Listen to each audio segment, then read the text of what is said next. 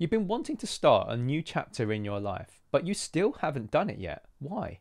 We can visualize this here. This is you, stuck, going around in circles, and this is where you want to be. You want to be working on your goals and achieving them. But you may be stuck with things like decision paralysis. You can't commit on which option to pick. You get overwhelmed when you do pick an option about where to start, so you start procrastinating, and then you experience fear of failure. So we're going to go over how you can get from this state of mind to over here, where you're actively working on your goals. Now, this is me about 10 years ago, and it was taken while I was at work in my corporate job. I can tell because this is my work lanyard here. I don't know why on earth I would take a selfie like this, because I do not look in a good way. I was this character here, really, really stuck. And I felt trapped, desperately wanting to change, but I just couldn't do it for the following reasons. The problems. I was totally unclear about exactly the direction I wanted to go in, and therefore committing to a decision was really difficult because I'd be scared about making the wrong one.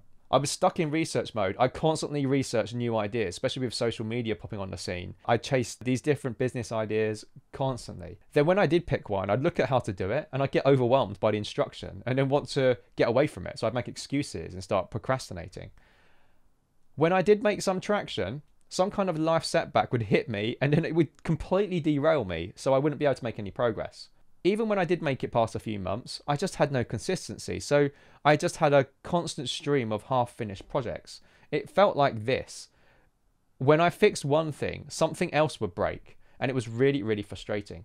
So I'm going to take you through a 4-stage system that helped me resolve this. I call it the DARC system, and it has these 4 stages in it. So this video will be a structured guide. It'll be everything you need to successfully start your next chapter with a high likelihood of success. You will need each of these stages. If you skip, be warned. Now, stage 4 in particular is really critical, and it actually relies on the previous 3 stages. A lot of people jump to consistency because that's what they want. But if you do, because it relies on the previous ones, you will probably find it really difficult. Not following this could easily cost you years of your life. And as we go through this, you'll probably see points in your life where you've made a lot of these mistakes. It'll be really obvious that you cannot break this cycle if you actually want to start achieving some of your long-term goals. Now, this is a process I've used successfully with hundreds of clients. I'm only sharing it now because I needed to make sure it actually works with real people, not just myself. So these are some screenshots from testimonials and case studies that I've done with lots of past clients, and you can check these out on my website. I'll give you a link in a minute. So just to give you an idea, this is a client I worked with, Joe, who was working in a pretty well-paid job, but lacked direction and purpose. Really suffered from fear of failure and just was not making any progress whatsoever. He had a dream of connecting people and kind of connecting cultures as well. But he was stuck for over 5 years. He actually started a YouTube channel. It was just dormant. Now, I actually had this problem for over 10 years and eventually broke it. Likewise, same with Joe. He started from 0 and we eventually got him. This was on TikTok, I think. And now he is connecting and bringing joy to people's lives, connecting cultures through food, and earning an income from it. Really living the dream. He is now getting views like this and has well over 140,000 followers on social media. And this is another client, Anne. She rapidly climbed the corporate ladder but felt really unfulfilled and was all work and no play. And now she's landed her dream job working in climate tech and is proud to be an artist, which she does in her spare time and runs some small local exhibitions, which is really, really great to see and hear. So you can find some of these stories on my website here, jameslim.me. Okay, warning, this video is going to be a deep dive. It's not about 5 tips to solve your life. That is just not going to work. This is going to be really comprehensive. I don't want to waste your time. So if you're not interested in all of this, you might as well leave the video now. Now at the end, I'll be going over some details about a free assessment I've built that will help you figure out what areas you need to work on to maximize the chances that you'll be successful along your journey. Okay, let's get going with the DARC system. Number 1, direction. It's all about knowing where you are heading and figuring out where this needs to be. We will go through this. Number 2, action. The ability to get started. A lot of people struggle on making those first few steps, so we'll go through that. Number 3 is all about resilience, getting back on track after some kind of setback. And 4 is consistency, showing up no matter what. Without direction, you will have shiny object syndrome with no clear direction. You'll just jump on various thing to thing. Without action, you won't be able to execute and you will have nothing to show. Without resilience, you'll keep falling off track. Even when you make progress, you'll fall off track and you'll just leave it for 6 months. And without consistency, you'll just have a pile of half-finished projects. I've been through all of these, right? Why does this all matter? Well, look at these two images. What do you want to create? Big moves in life require a lot. It requires a lot of energy, time, and emotion. There are many ways for things to go wrong.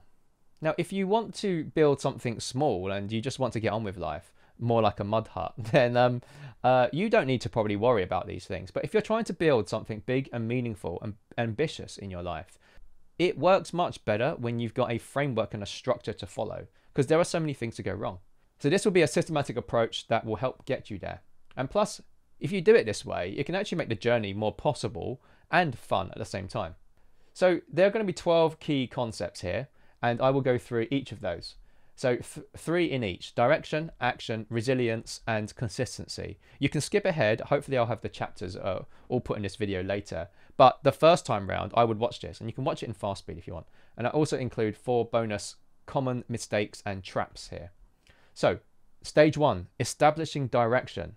Without a clear direction, it doesn't matter how hard you work. You'll be constantly chasing your tail. I have been here. How to spot if this is a problem for you. So the symptoms. So symptom 1 is you have goals you work toward, but they don't feel fulfilling or meaningful. Number 2, constantly chasing new ideas. So someone will suggest something, you see something on social media, and then you'll start researching about it, and then you'll get excited, and then you'll drop it in a few weeks. Number 3, you're constantly questioning what you should do next. Now, I'll give you a quick example. I had a client of mine, Jodie. She was stuck in corporate life and struggling with only short vacations. And she had 15 years of dreaming of doing something else. But what? That was the big question for her. So we were trying to get her over here, but we didn't know where that would be. And she definitely didn't know.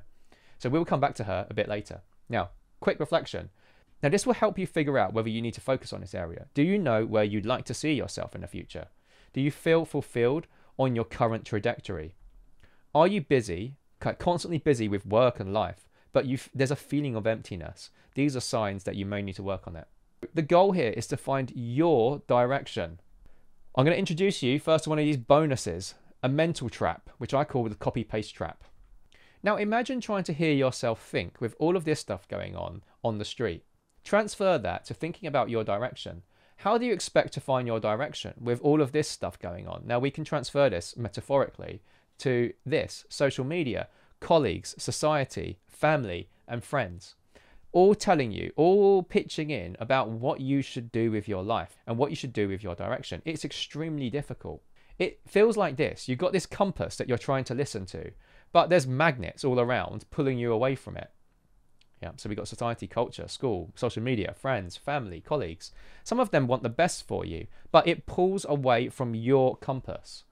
Now, there's a symptom I like to track, and it's the feeling of what you should do. If you feel that, this could be the issue. It's sometimes like someone trying to present a trainer to you, and they're telling you it's the best trainer to wear. They're pushing this particular one, maybe because they like it or they believe in it. They've not even checked your foot and not even checked your size. They want you to wear this particular trainer. And so you don't know what to think. You think, oh, okay, I think that might be a good thing to do. You know, maybe you're not even using it for running. Maybe you're using it for the gym or dancing, right? It might not be the most appropriate shoe. So we have to find a way to check your own fit. We need a way to create some kind of force field around this, like a protection barrier against all of this, so you can gain the true reading of your compass. It's not easy though, because we have to learn how to read a really weak signal inside your compass and maintain this force field around you. So how do you avoid falling into this copy-paste trap and find your own direction? So number 1, we need to create a fairly strong signal here. No more looking outside. We need to look within. This is a side note. Why do we look outside so much? Well, it's often because we want a quick answer. We want someone else to tell us what we should, which direction to go in. It's a lot easier because trying to figure out what it is for yourself is really difficult. So like I said here, it is a difficult exercise. especially if you're tuned to external noise about what you've been told growing up and through education, family, society. We have to retune ourselves. It's about defining what truly matters to you, and this is about your values, which we'll come on to next. Now, values act as your compass. It's like choosing a holiday destination. If you go to one of these and you start picking your filters about where you want to head to, popular filters, and you want an ocean view, this is the equivalent of your values, but rather than holiday destinations, this is about your life. It helps filter out distractions and shiny objects. There are quite a few exercises to help you figure this out, but it's not easy. Now, back to Jodie. So some of her values here were nature, wild animals, people, and communication. So we knew that was where we were aiming for. There's a hint here in this picture about what are her values, and we can see an elephant up here. So we did a lot of work trying to figure out what mattered to her the most, and we came up with a very, very strong list of values, and it ultimately ended up in her making a massive transformation from a corporate comms role in a fairly big energy firm, and to this now working out here. And you can have a quick look at this, take a pause, see all of her achievements over the last couple of years. To work through your own values, there are quite a few ways to do this. These are the most effective ways I've found to mine your values. Now, this is from observation of working with clients. It takes a lot of work, so that's why there's quite a few exercises here. Now, I'll link you a video somewhere on the screen where you can click and I'll take you through the values work, but it is, don't underestimate it. You can work through these exercises and it should help you. So number 2, paths and vision. Our brain needs context of the whole journey. What does success look like in the long run? What does a fulfilling life path look like? This process is pretty challenging because there's lots of uncertainty. You don't really know where you're going to end up. In this stage, it's really important we start exploring paths and we can do that with experiments. Back to Jodie as an example. She had gone through here for 15 years and had all of these missed opportunities to try new things. And the same thing with Joe. Lots of opportunities, 10 years, and had a lot of regret about a lot of this. In this recruiting role, and like we spoke about earlier, he had a dream of creating big impact with people. So we'll come back to that in a bit. So think about, what does the journey look like for you? Articulating your possible paths can help you visualize this. You can think about it like this. You've got your life 1, you can continue on that path, or you can start thinking about an alternative life 2, or life 3 here. Now these can be like different destinations for a holiday. Think about, where is your ideal destination? Now for Jodie over here, she had life 1 over here, continue like she's always done for the last 15 years, but she will continue to get what she's always got, or she can go for this. And this is what we started to flesh out. Now, I really remember this quite viscerally, and this really felt like a pipe dream at the time. And she used those words. Again, we will return later. Now, number 3, version 2. We want to start thinking about who you want to become. Just as a caterpillar turns into a butterfly, we can change ourselves too. We can start thinking about the identity we want to adopt. We can start thinking about who must you become to reach your vision from the previous exercise, and what habits and behaviors are needed. So this is you now, version 1, and this is who you want to become, version 2, your future.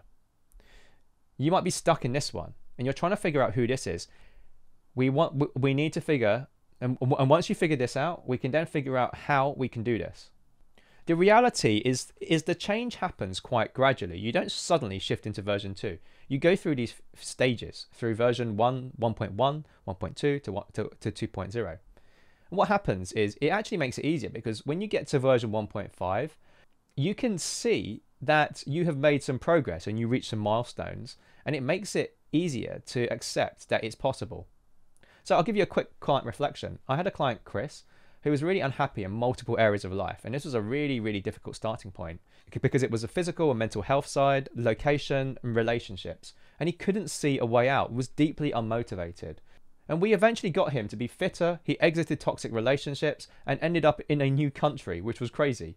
And we eventually got him to the point where he's setting up a new life in a new country as version 1.6 moving to version 2, which contains a much bigger goals. And this was really, really cool. Now I'm going to show you one of the shifts that I made. I went for a physique change, and it was actually pretty crazy because the version 1, I really, really hated how I looked, and I just resided to the fact that that was who I was always going to be. My version 1.1, I couldn't imagine being at that last stage, but at the first stage was just about losing weight. And it was really hard, but I was already starting to feel a little bit better, but I definitely wasn't there yet. Now version 1.3 is I could start seeing changes. The weight started to drop at version 1.4, and I started to get into some visual feedback, which really helped with motivation. And then there was a really important moment of version 1.5 where I started getting some comment from some close friends, and that really, really gave me a lot of feel when I was really, getting a bit precarious with my consistency. And then eventually got to these finishing kind of points, which I was really proud of. And it just opened my mind because I tried to do this for like 10, 15 years and I could never do it. So I didn't have the consistency. But I employed all of the things I've done in this whole video to make this work. And the same thing happened with content creation. So I started here. I was terrified of the camera, so much so I actually had a phobia of looking at camera lenses and the little red light that comes on when you start recording. It eventually got to this point where I'd had some content go viral. Yeah, the first area, I was really scared of speaking. And speaking, version 1.1, I'd be speaking in the car to myself. Version 1.2, these were my first videos, which are still up there on TikTok, and I was so embarrassed by them. Then you can see version 1.3 to 1.5 starting to get more comfortable, and then started to upgrade the production quality, and then eventually get into version 2 where it started to have some viral videos and connecting with my audience. That's a little bit of incentive for getting your direction right and figuring out how you're going to do that. The problem comes up next. You're all set, but the car won't start. You're not taking any action on this big idea that you're motivated about. This is the next problem I had. So stage 2, initiating action. You know you need to take action, but why aren't you? The symptoms. You're stuck in research mode. You read books, you buy courses, you watch motivation videos. Symptom 2, you're constantly planning or strategizing. And symptom 3, you've got strong avoidance and procrastination tendencies. If this is you, this is a section that you're going to need to concentrate on. So I want you to imagine you are this person here, and your goals and dreams are over here. You want to get over here. And you think, easy. And someone comes up to you and says, just do it. And you say, okay, I'll do it. So in your mind, you think, I'll just get over here and I'll be over here, easy. But the reality is really, really different. When we zoom in, we realize when we get here, we're actually really, all of these self-doubts start to flood our system and we start thinking about this. We experience fear, uncertainty, self-doubt, lack of confidence, imposter syndrome, overwhelm, anxiety, stress. So we start avoiding, which leads us into our next mental trap, number 2, the fake action trap. This is where we start to do lots of activities like reading books, acquiring more knowledge. It's all about, and it's reinforcing this shelter to be on this side and not going across the bridge. Years will pass you by, as it did for me. It was 14 years before I started posting content, and that's something I really wanted to do and start running my own thing. And so you end up doing this. You're watching YouTube, buying books. You've got bookshelves of books, TikTok, Netflix, and you're just taking a whole bunch of these fake actions. You feel like you're doing work, but you're not really. This is something I would see a lot with clients. Many were stuck in the knowledge acquisition state. And I call this intelligence flattery. It makes you feel really prideful that you understand all of this new knowledge and you're consuming more and more. They experience a lot of shiny object syndrome. And then at the first sign of discomfort in whatever this new object that they're project that they're working on, they jump to the next one, and it just goes on in a continuous cycle. They have a lot of pride in crafting a plan that they never execute. So this big elaborate, the number of times I've seen these big flowcharts and mind maps that no one ever executes, crazy.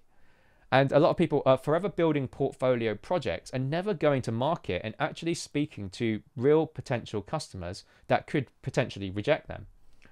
looking for perfect job descriptions, but never actually reaching out to the people with the jobs or applying, and perfecting their work, but never shipping it and showing it to the world. So these are some of the fake actions. This is a big problem, just spending time watching motivation videos online like this. So you need to get away from this.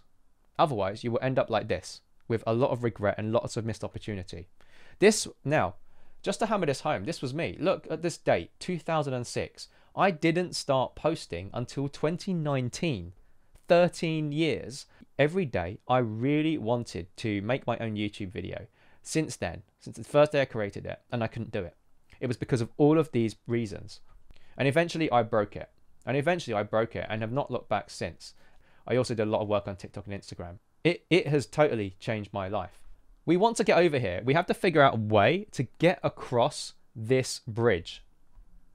So how do you break your patterns and start taking action?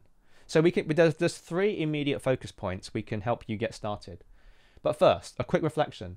Are you doing lots of research and you've got lots of half-started projects? Are you frequently getting overwhelmed? Are you always making excuses? But first, why is it so much harder than it should be? This is what happens. We feel this effect, like the spotlight is on us at the very point that we're trying to cross the bridge. What's going on here?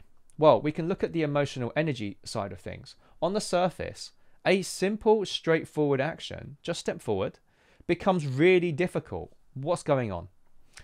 If we look at our whole energy chart, most of it is emotional saturation. It's the fear we are experiencing, and then we experience things like mental fog. The task might only be this, right? Just to step forward onto this little rope bridge, but we can't do it. This is a way to visualize what is going on in our brain and why we can't do a simple task when we approach the edge. How can we resolve this? Well, we need to think about what would actually work. What would work is something like this. We still have a fear element, but it is a minority of our total emotional energy. Most of the energy is on task and just a healthy amount of fear here. But how do we do this given we've got a situation where we need to cross the rope bridge? Well, this is the next concept. How do you get started and take your first steps when it feels risky? Because this is the problem. It feels risky.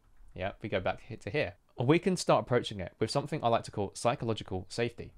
I have a concept I call Ollie the octopus.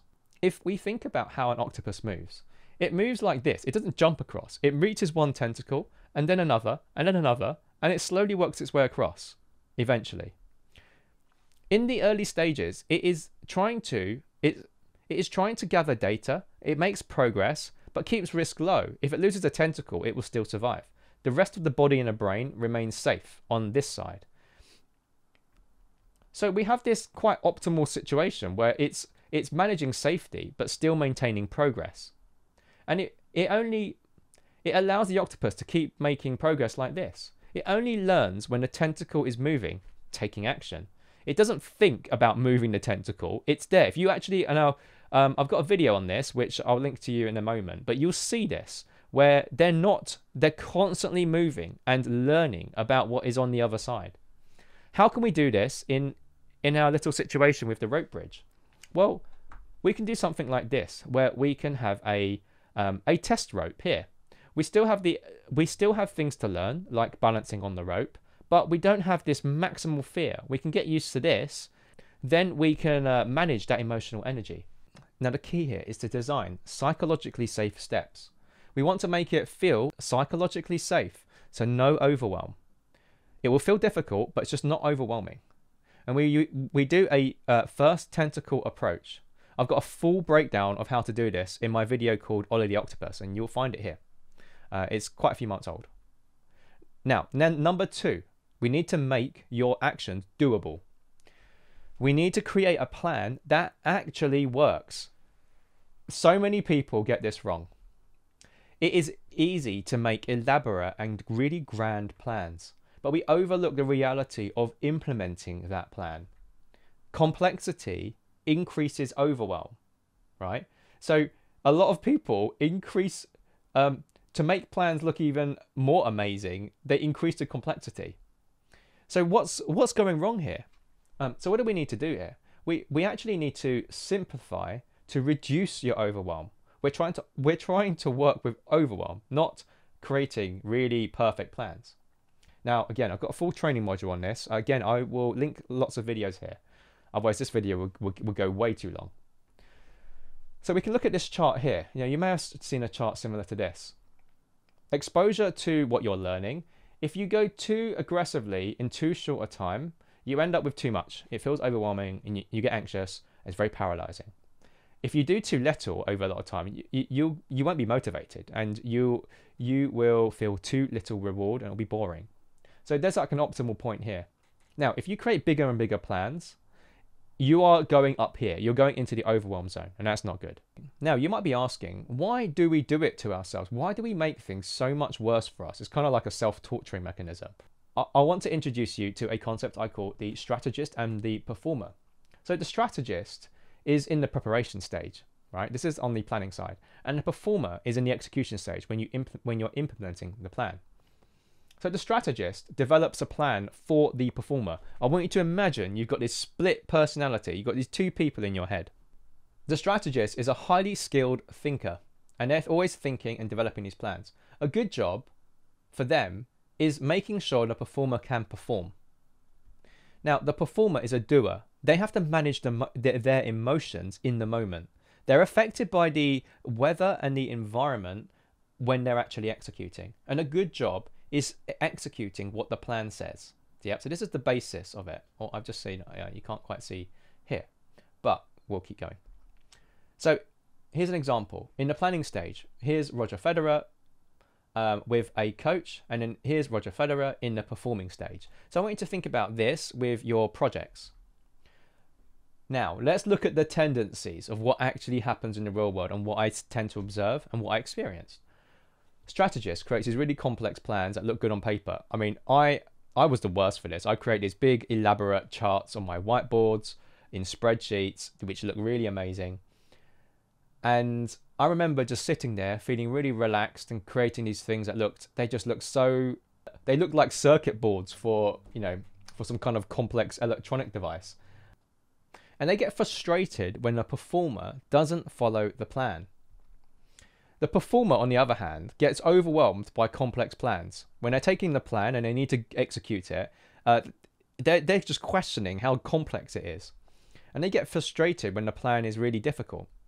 So they end up procrastinating. They just go on YouTube and start scrolling. And so this is what we think we're capable of doing in the planning stage. But this is the reality. Why? Because we're experiencing those emotions in the moment. We need to focus on helping this person here. This is the really important kind of element to focus on. But we never think about this. One way around this is we can create something I like to call simple rules.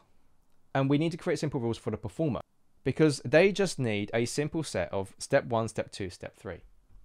They need to be clear and precise actions with very, very, very high clarity. Low mental effort so that they're easy. And it solves a bottleneck in your plan. Really, really focused. Moves you in the direction of your goals. A critical action. And it acts as a catalyst for a series of behaviors. I'll give you a few examples in a moment. So guidance. Rule wording should be concise, kind of less than 12 words. And it does not describe or explain the problem. The rule should result in the desired behavior, a critical action. So this will all make sense in the example. So example, you want to write more. The critical action is you want to see words on your page. The bottleneck is you just have too many ideas. You've got lots of writing ideas and you're getting overwhelmed. And you start planning around how you're going to flesh everything out into a perfect order and structure. And it just gets overwhelming for you. The simple rule is to open a Word document and press the keys. You can really rely on the performer to figure out what to do. And you'll start writing some words. Now, I'm going to give you an example of a client I worked with. We'll call her Helen. Now, she wanted to start writing and she wanted to put herself out there. And it was difficult because it was quite a sensitive topic. So she wanted to really get her message out there. And this was in blog format and on social media. And this was a really difficult task for her. Her original plans totally overwhelmed her. Setting up a blog, setting up a website, Instagram profile, TikTok profile. And this completely caused her to shut down. So what we did is we focused on really simplifying it so she had an easier way to start, and we gave her some very simple instructions, and it was to open the Google document and to start typing. In the early days, I actually helped her. So we actually got in session. We would share a document, and I would help her type out some of the first few words just to get her started, because she had such intense writer's block. And this really worked. She's now got a blog. She's now got a blog live. She's got a fairly good social media following. Now, it is about a sensitive topic, so I won't be sharing that. Number 3, avoidance and excuses. This is where we get to the edge, and just as we're about to go, there's nothing else to do other than to do it. And then we just scream, I want to get away. And we say, I need to clean the house. So why do we make excuses? We only experience max fear at the edge. So anticipation of pain is imminent. And your brain is really desperate to escape this. It does what is necessary to get out of it. Your brain is simply trying to survive. And it's by design, so that's okay. Escape. Any type of threat to survival breeds a need to escape. Our brain signals pain to try and get us out of this situation. And then it will use all known tactics to evade capture. And that is why your excuse system is so powerful and can really, really take over. So don't underestimate the level of sophistication of your brain. So just to summarize, the excuses, despite having a plan, it makes you want to sabotage because of how your brain is wired. And we have this peak fear at the edge, and your brain is desperate to escape. Focus on who you want to become. We go back to stage 1. Think about your direction. Think about who you want to become. Now, I'll give you an example. We had a client, Mark, really wanted to focus on his working out and career progression and training. But he constantly made excuses every day. He'd set a plan, but evaded it. And he wanted to do things in his lunch break. So this was pretty tricky. Now, he was really frustrated because no matter what plan he set up, he'd just wriggle out of it at the last minute. So we'll return to Mark's problem once I explain a few concepts here, and I'll explain how we solve it. We have a few particular advantages with how we can get past this. The same excuses always show up. The excuses are really weak, right? If you actually call them out, you can see how weak they are. Because it relies on the absence of any counter. You don't fight it, but right, when you're standing at the edge, it's in your interest to try and get away. So you don't even question it. So how do we build a system to neutralize it? It's not easy, but these are some guidelines you can follow. You want a clear and precise counter argument. It is a bit like having a kind of like a script you can say when you're about to jump off as to why it makes sense to jump off and that is safe. It has to align with your long-term identity. For example, you want to jump into the water. You've got to think, I want to be a swimmer. I want to be swimming. That means I've got to be in the water somehow. Because it may sound simple and obvious, but in that moment, we often don't do it. It's good to have multiple counters, right? Because one for one often doesn't work. You need quite a few. So in this case, I would say, I usually suggest around 3 to 1. 3 reasons for 1 excuse. It must be done away from the edge, right? Not doing the strategist side. You can't wait to make this stuff up at the edge because your brain will override you. So an example with Mark. We had this excuse. He wanted to go to the gym during his lunch break. So the excuse he made is, I need this time to continue my work and finish my pending emails. If I don't work in this hour, I won't be ready for my evening calls. So the counter is 90% of time, you use this hour to watch television or eat. That was his reality. And that is, I'm taking my work phone to the gym in case there's anything urgent that comes through.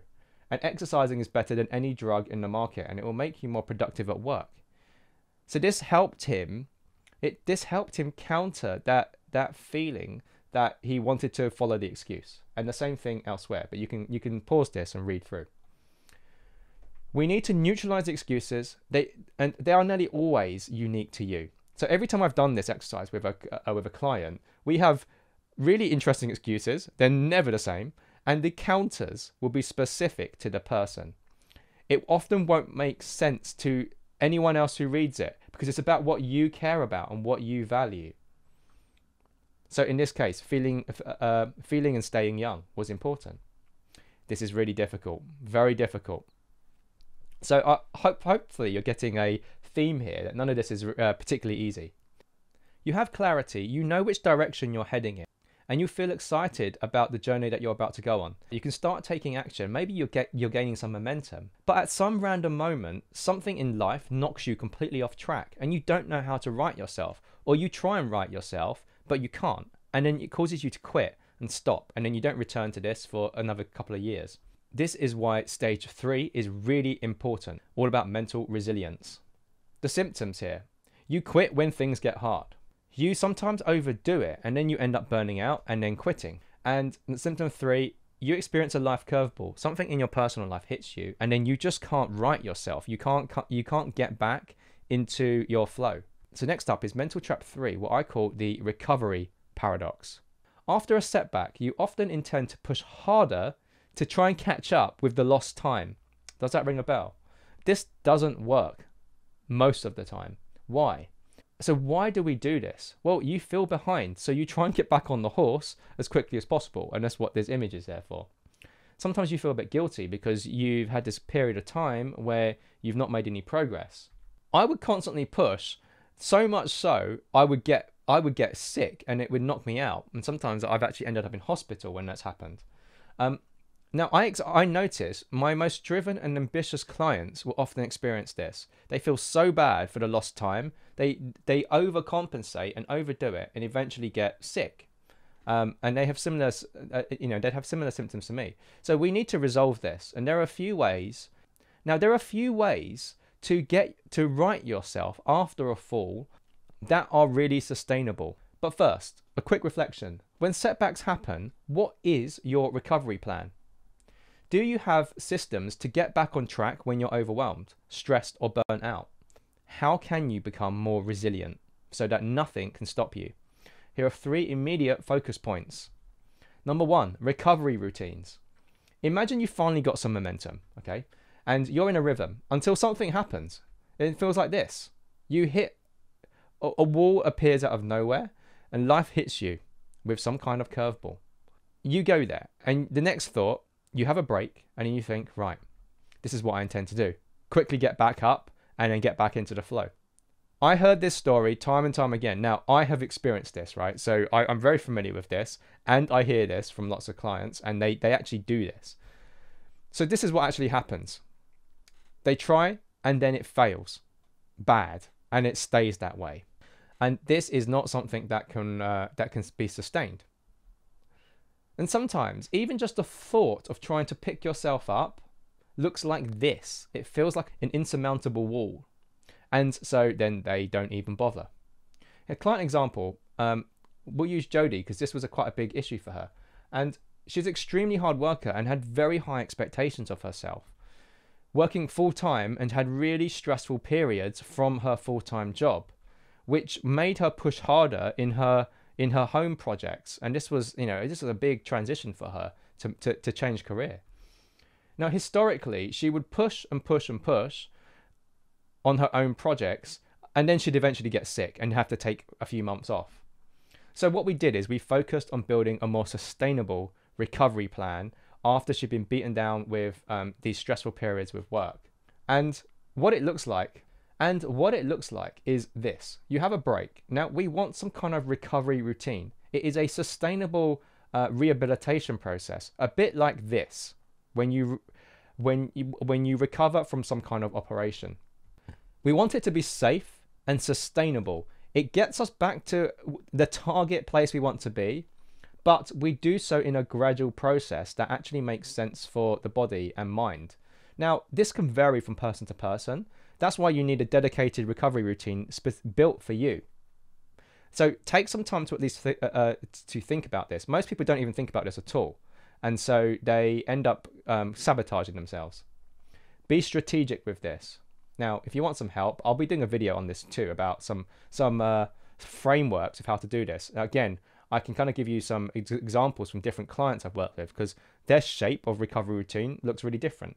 Depends on the person, depends on the situation that they're trying to recover from. Now, when life gets really chaotic, sometimes everything can become too much. So you can't work on your own personal projects. Have you experienced that? So number 2, emotional management. So we're going to talk about how to manage emotions when you're trying to do these big changes, because it's really important. Many ignore how emotions affect performance. Given my upbringing, I never really thought about how my emotions affect performance. I just thought you have a bunch of instructions and you just do it. You don't think about anything and you don't focus on how you're feeling either. That was a mistake for me because I would go through cycles of getting really sick and not understanding why. You need to understand your patterns here. Why? Because it allows you to build systems to support yourself. And this was critical for me because I kept breaking at stage 3. I just didn't know stage 3 was needed. So I want to talk to you about a concept I call peak emotional events. This has been a game changer for some clients who really needed it. So many clients struggle with this one. I'll explain this in a minute, and there'll be a full training module coming soon, but I'll give you an overview. So we can think about when something happens in your life that is really big. It could be a personal thing, something to do with family. It could be a big presentation or a job interview. And what happens is, this is when it happens, on this day here. But the emotional drain, it peaks here, but it actually affects you in daily life. And for a number of days or hours before and a number of days and hours after. But we often don't take this into account. Have you ever felt that let's say you've got a big event happening on a Wednesday that you can't focus on Tuesday. You just want to take some time out on Thursday and Friday. And so it essentially affects 4 days of your week. And it can sometimes look like this. Let's say you've got a job interview here. This is your peak emotional event. But the affected days look like this. Now, we intuitively understand this, but there's a problem here because when you're trying to work on these big, ambitious projects of yours, and it could be a change of career or building a side business, you can become really sensitive to your level of focus. So what is the effect on your focus? Well, what happens is during a peak emotional event, you can see a curve similar to this. Your focus is fine. And then as you get towards your peak emotional event, as the emotions get higher, your focus starts to drop. And it will happen here. Your focus drops below a functional threshold. This is where I would say, and I experienced this when I tried to build my own thing, I realized I just lost my creativity at this point here. And then it doesn't return to you here. So you might have a period of 1 day where your peak emotional event happens, but you can't think for that whole week. So it can sometimes write off a whole week for you. Some people are more affected than others. It just so happened that I found I was really sensitive to this. So if I had a big event or something where I had to show up in a certain way, somewhere in the middle of the week, I just couldn't focus for the days before and days after. Or if I was away for a weekend, it could be with friends or family, I should really struggle getting back into the flow of things. When I had a really high stakes project to get back to work in, my headspace wasn't there. I really noticed this when I was trying to create content.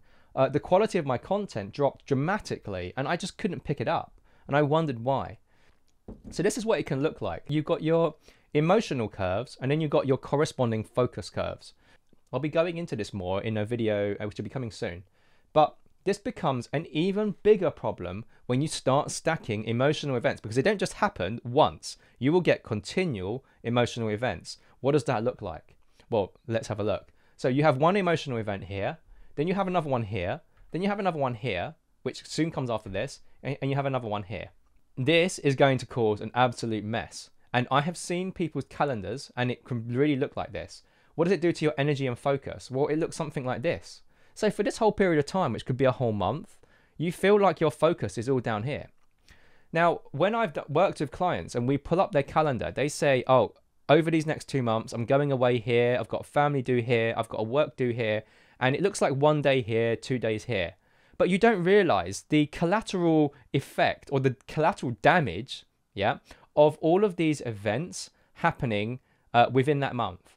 Then we look at, okay, so how much focus energy? So they would look at their monthly calendar and think that it's not going to be a problem. Like they've got all of these free days. But when we then do an analysis of the likely impact on their emotional state, they realized they had no free strong creative days in between. Now, sometimes you can't avoid some of these peak emotional events, but there are many that you can. Sometimes that they're social events or going away, or there can be some events that you can that are negotiable. This is life. We have to find a way to do this. Now, if we can remove it, great. But if we can't, we need a way to manage losing all of this focus and energy. We need a way to deal with this. How can we do that? So this comes on to number 3, defensive systems. This is a really, really key one and has allowed a lot of clients I've worked with able to weather storms. Now, let's look at this. So you might think, okay, let's go for an adventure. It's nice and sunny. Most people just leave their progress completely up to chance. They just think, okay, it's sunny today, let's go for an adventure. And they don't think about this day, yeah? And this could be a period of time, by the way. This is just an illustration. Most people don't have a plan for when this day comes. They just plan for the sunny days because everyone's got kind of rose-tinted glasses at this time. The reality is, any ambitious project, remember at the beginning, if you want to build something really ambitious, it's going to last many days or weeks or months even. So in this case, with this, if you want to go for a quick weekend little yacht trip, yes, it could be sunny for the whole weekend. If you're trying to go transatlantic, you are definitely going to encounter some kind of storms. This is inevitable. You will have a period like this. What are you doing to prepare yourself for it?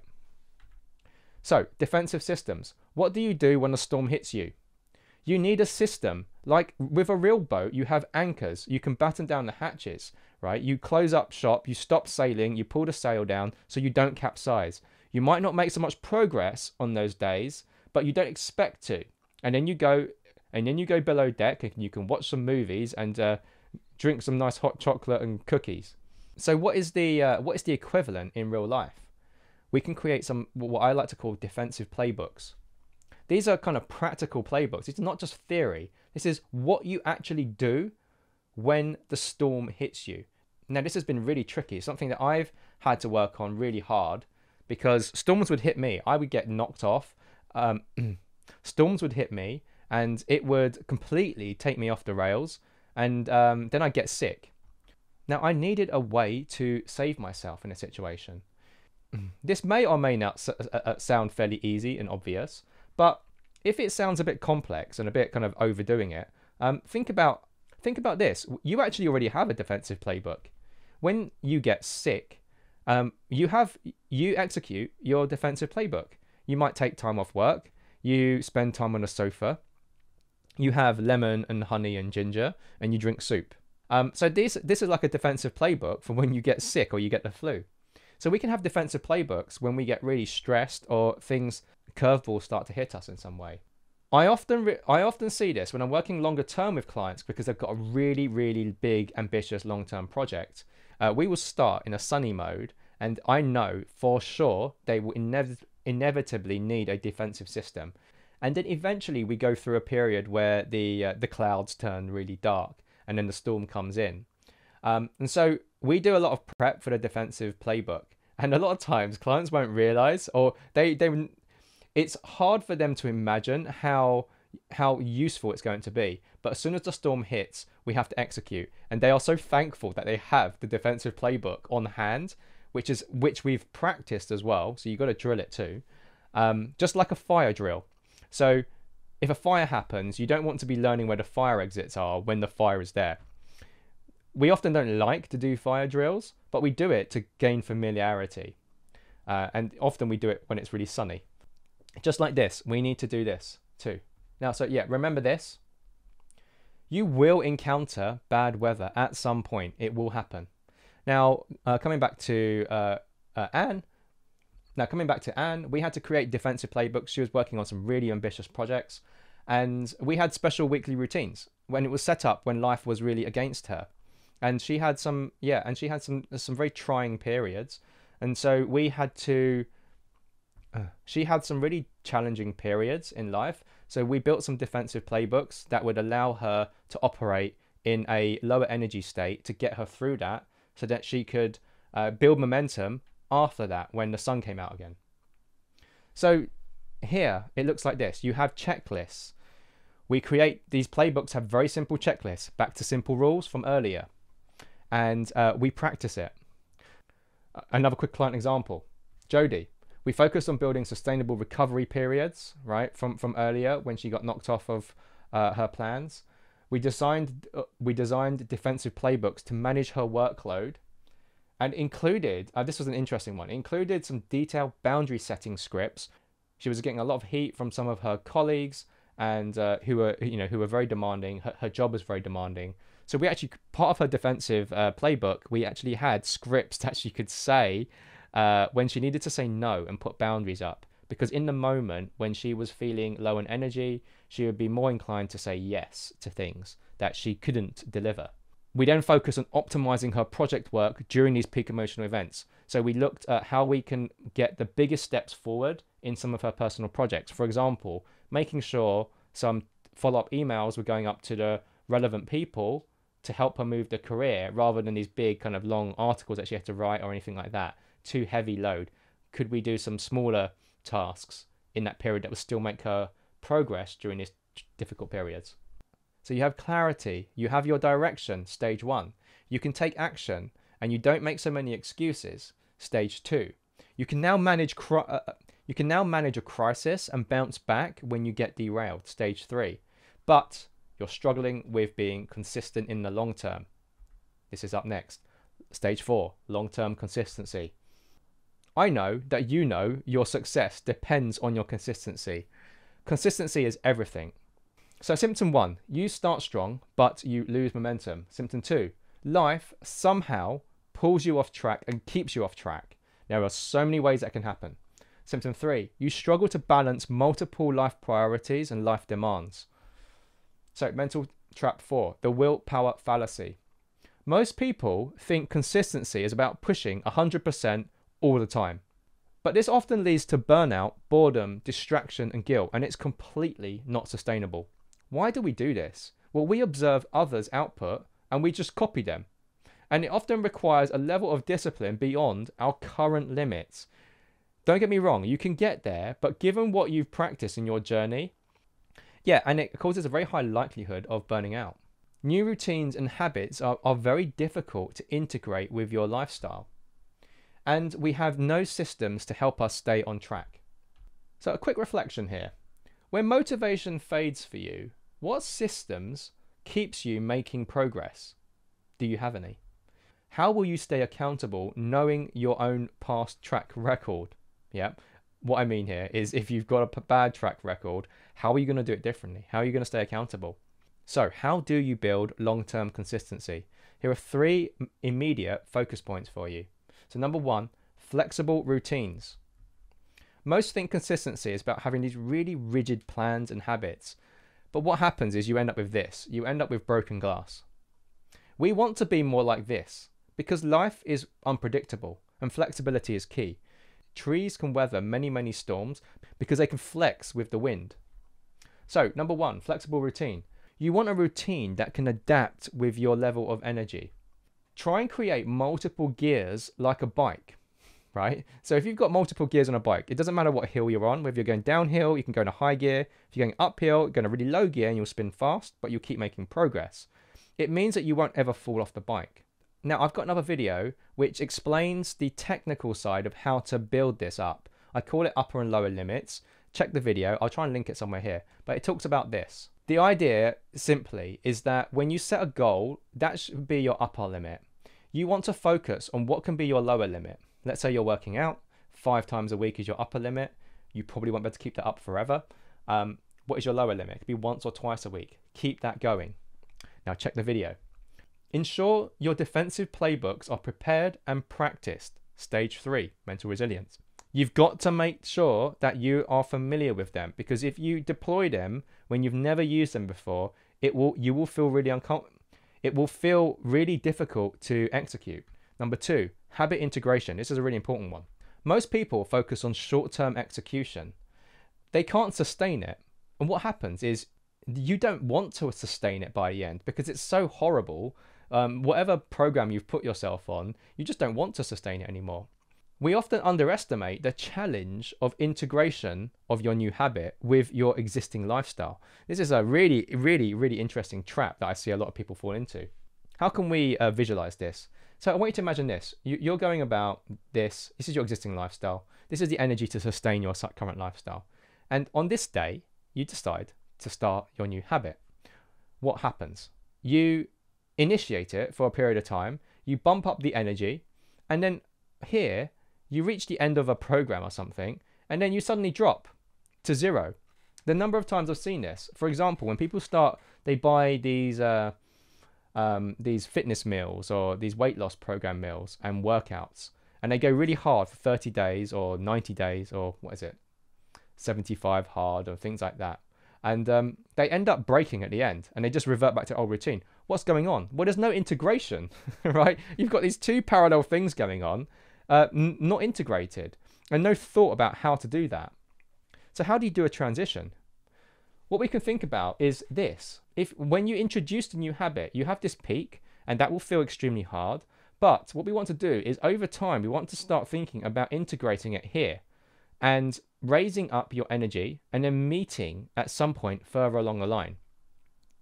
We can look at two stages. This is the initiation stage. So that could be your first 30 days. And then we have this other period, which is integration. That could be the next 30 days. Now, this is something I try and do with nearly every client. Now, a lot of people don't like focusing on this because technically it feels like you're making less progress because you're slowing down.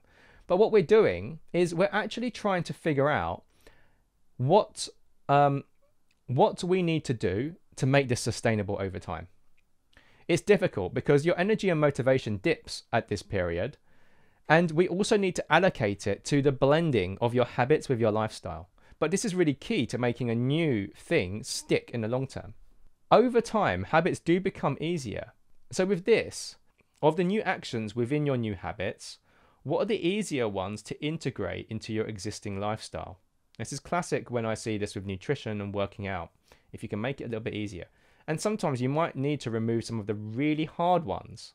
Now, I see this with lots of clients. If they've got children, it's really difficult to do things. Lifestyle is really difficult to manage. So we have to find kind of compromises there. And we have to kind of pick and choose the ones that are more likely to be sustainable. And that's why you get a drop, because sometimes you will lose the effectiveness of the original habit program, but it is more sustainable. So think about this: initiation and integration. The last one, number 3. This is probably the most important one for long-term sustainability. Anchor points. Most rely on motivation to keep showing up time and time again. So you just hope that your motivation is there. But consistent people expect motivation to dip. This is a key point. So what happens is when your motivation dips, you just leave, right? We don't want that. So how can we prevent that? Like an anchor in a boat, anchor points keep you in place during these dips. They hold you in place. Environment and people are really key to this process. That's a little bit of a teaser here. Now, I'll do a video on this, going into a lot of depth with how to do this. Because actually this is from a practical perspective, quite challenging. But it's heavily guided by stage 1, right? And dictated by your environment and people. Why? Because we want to be around people and the environment who have shared values with you. Then that helps anchor you to the right actions that you need to take when your motivation dips. So examples can be, so environment. If you create rituals around this, so you go to a regular gym, yeah, and that could be by yourself to start with. Group accountability, people doing the same type of thing as you, or believe in the same cause as you, or have the same growth values as you.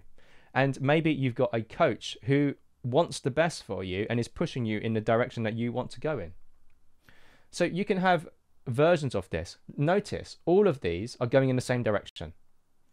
Yeah, the direction is the same. But they all keep you accountable, whether it's self-guided, in a group, you've got an accountability partner, or you've got a coach, mentor, and instructor. So some examples: classes, communities, clubs. Those are all examples of people who are directionally the same as you and will keep pulling you along that direction when you dip. Yeah. You can think about these kind of anchor ropes here for these tents. Now, over time, keep adapting your environment and add anchor layers. So let's say you go to the gym and then you have a gym buddy and you meet someone there, and then you start going to classes together. So you have these layers here. Maybe you are building a side business. Find other people who are building side businesses. Stay accountable with them. Have discussions with them. Join communities. Work with a coach. And you don't even have to work with a coach really regularly. You can do it quite intermittently, because that can be one of your longer distance anchor points to make sure you're doing it quarterly. A little task for you to do now is identify one anchor point. It could be a goal check-in with yourself, a monthly meetup event. So I go to some of these in my city, or a group or community, online community. Remember, life is really unpredictable. So you've got to be adaptable and have that destination locked in, and then you can quickly mobilize and pivot around that. So quick reflection. Can you adjust your routine when life gets messy? What external anchors will hold you accountable when you're tempted to quit? We all have been through that. I've been through this many, many times. Are you with the right crowd? If you're not with the right crowd, and this can sometimes be difficult, because if you've got a certain set of friends and you're starting to do something new, they may be swimming in the other direction. And that may not be a problem when you're motivated, but when you're not motivated, they're pushing in a different direction. For example, if you want to do some project work at the weekend and everyone wants to go out or do something like that, you're unlikely to get that space and time to do it. So you want to think about, are you going in a similar direction? And sometimes it will require you to change different groups of people that you're with if you need that accountability. If you made it this far, well done. You might want to find out where you are in each of these 4 pillars. Now, I've actually got an assessment here which you can take. There'll be a link in the description below. You can take it and you can find your relative scores for each of these. Around a 60% score for each of these is a fairly good place. That's when I've seen people be able to stick to their parts. I ideally want to try and get people to around 80% for each of these, if possible. And that's where we start to see really strong results. So I hope that's been useful for you, and good luck. See you in the next one.